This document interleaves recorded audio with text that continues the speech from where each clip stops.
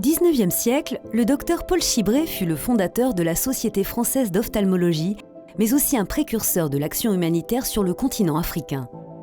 En lançant la fondation Théa en 2012, ses descendants poursuivent son engagement au service de la lutte contre la cécité et de l'amélioration de la santé oculaire dans les pays défavorisés.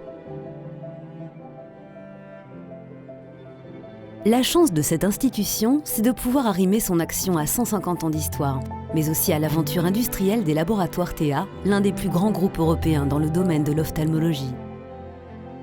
La Fondation profite de son rayonnement mondial. Elle est dotée d'un conseil d'administration présidé par le professeur Serge Rasnikov, membre du conseil exécutif de l'Agence internationale de lutte contre la cécité et de la Coalition internationale contre le trachome. D'un délégué général, Didier Renaud, qui veille au suivi des projets au quotidien. Un comité scientifique, composé des meilleurs experts internationaux, assure la richesse et la pertinence de ces délibérations. Ces professionnels aident la Fondation à sélectionner les projets au regard de leur impact en termes de lutte contre la cécité et veillent au respect des deux priorités. Premièrement, la lutte contre le trachome, qui demeure la principale cause de cécité d'origine infectieuse. Et deuxièmement, la formation des ophtalmologistes et autres professionnels impliqués dans la santé oculaire dans les pays d'Afrique francophone et lusophone qui sont globalement moins aidés que leurs voisins.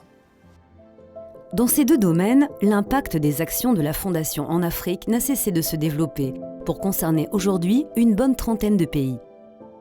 Sur le front du trachome, depuis le succès remporté au Nord Cameroun par le nouveau collyre antibiotique en traitement court, développé par les laboratoires Théa, la Fondation a pris le relais et étendu son intervention notamment au Mali, au Mozambique, en Algérie, au Tchad ou encore en République centrafricaine, avec le formidable espoir qu'apporte ce nouveau remède pour les nourrissons. À chaque fois, elle a porté une attention particulière aux communautés isolées qui, plus que tout autre, réclament un effort en termes de prévention, d'accès au traitement, voire de chirurgie du trichiasis. La formation est l'autre volet essentiel, car dans bien des pays africains, le défi le plus récurrent est l'accès à un docteur. Pour répondre aux besoins urgents en personnel médical, la Fondation Théa finance des formations individuelles, comme par exemple certaines bourses de l'International Ophthalmological Fellowship Foundation, réservées aux jeunes médecins francophones, ou encore certains stages au sein des hubs de formation des pays d'Afrique, afin de promouvoir les coopérations sur ce continent et l'émergence d'un espace africain de l'enseignement supérieur en ophtalmologie.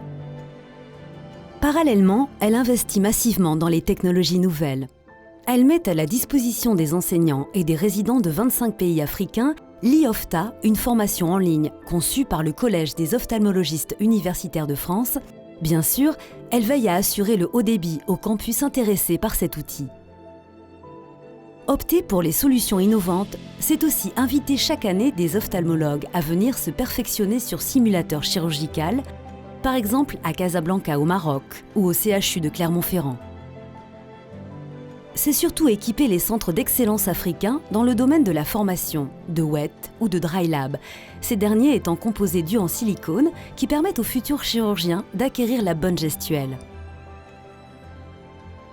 Aux interventions ou réponses ponctuelles, la Fondation Théa préfère les engagements structurants et les solutions d'avenir qui accompagnent au long cours des communautés face à des préoccupations fondamentales. Ainsi en est-il de la lutte contre le trachome et du défi des ressources humaines en santé. Paul Chibré a consacré sa vie à la cécité évitable. 150 ans plus tard, la Fondation Théa poursuit son combat.